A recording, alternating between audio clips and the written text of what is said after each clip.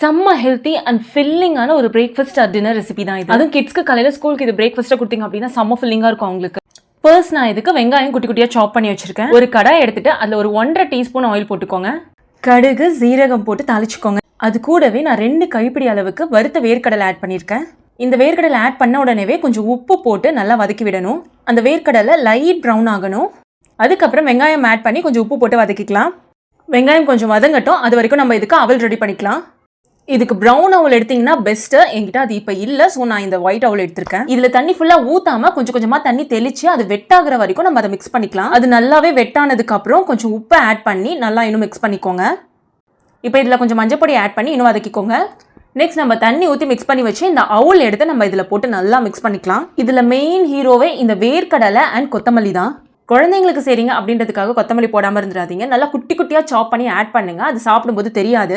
இந்த வேர்க்கடலை ஒவ்வொரு வாய்க்கும் கடிப்படணும். அப்பதான் போக செக்க டேஸ்டா இருக்கும். டிஸ்க்ளைமர் ஒன்று மட்டும் தான், பெரியவங்களுக்கு சரிங்க அப்படின்னா ஒரு 2 பச்சை மிளகா ஆட் பண்ணிக்கோங்க. இன்னுமே டேஸ்ட் தூக்கலா இருக்கும். கிட்ஸ்க்கு அப்படின்றதுனால பச்சை மிளகா ஆட் பண்ணுங்க. இந்த மாதிரி நிறைய வீடியோஸ்க்கு நம்ம சேனல் லைக் பண்ணி சப்ஸ்கிரைப் பண்ண மறந்துடாதீங்க. நெக்ஸ்ட் வீடியோல பார்க்கலாம். பாய்.